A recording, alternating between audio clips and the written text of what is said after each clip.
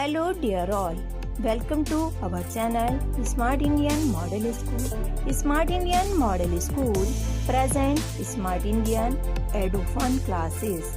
EduFun online classes includes course studies of playgroup to class 12, emotional and communication skills, happiness classes and DIY activities.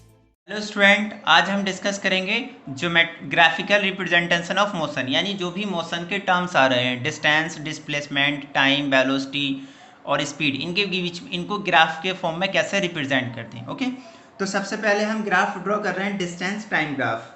कौन सा graph draw कर रहे हैं? Distance time graph.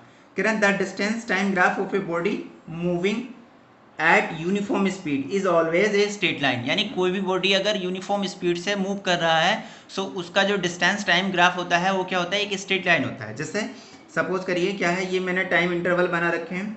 एक बात और ध्यान रखना, जब भी आप ग्राफ ड्रॉ करेंगे तो टाइम को ऑलवेज आप एक्स एक्सिस पे लेंगे और डिस्टेंस को या वेलोसिटी को या स्पीड को या आपका डिस्प्लेसमेंट हो उसको हमेशा वाई एक्सिस पे लेंगे। ओके, तो यहाँ पे मैंने क्या किया है, इक्वल 5 सेकंड के टाइम इंटरवल मैंने बना लिए। ओके, और ये बाई एक्सिस पे भी मैंने इक्वल 10 मीटर डिस्टेंस के टाइम डिस्टेंस का मार्क कर लिया। ओके, तो इस यूनिफॉर्म स्पीड का मतलब क्या है? इक्वल टाइम में इक्वल डिस्टेंस ट्रेवल करे। ठीक है, तो सपोज कर ले रहे हैं कोई भी बॉडी है वो स्टार्ट के 5 सेकेंड में कितना चल रही है? 10 मीटर।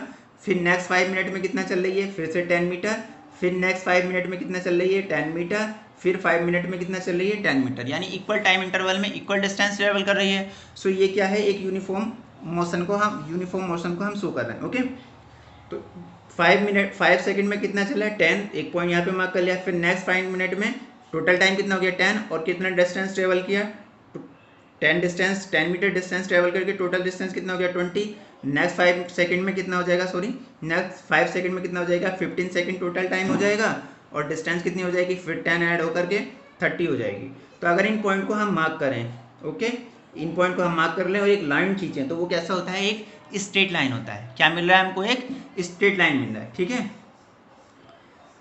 तो अगर यूनिफॉर्म मोशन है तो क्या करते हैं? एक स्ट्रेट लाइन हमको हमेशा मिलती है। और अगर नॉन यूनिफॉर्म मोशन है, यानी इक्वल टाइम इंटरवल में इक्वल डिस्टेंस ट्रेवल नहीं कर रहा है, सो उस केस में क्या होता है? ये जो ग्राफ होता है वो स्ट्रेट लाइन ना होकर के कर्व फॉर्म में होता है। ओके, और ये पैराबोलाकार होता है।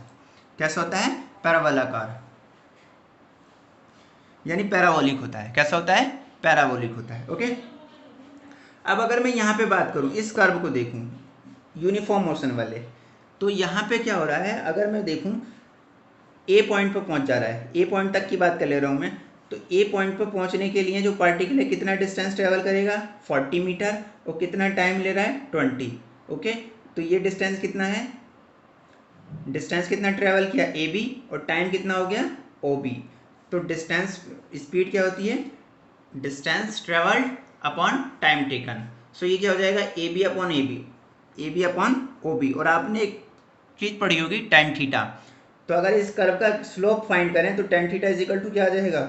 Perpendicular upon base, perpendicular upon base, यानी ये जो है इसके स्पीड जो होती है x पोजीशन टाइम ग्राफ के स्लोप के इक्वल होती है। ठीक है, या अगर पोजीशन टाइम ग्राफ का हम स्लोप फाइंड कर लें तो हम क्या फाइंड कर लेंगे? उस मोशन की स्पीड को फाइंड कर लेंगे। ओके,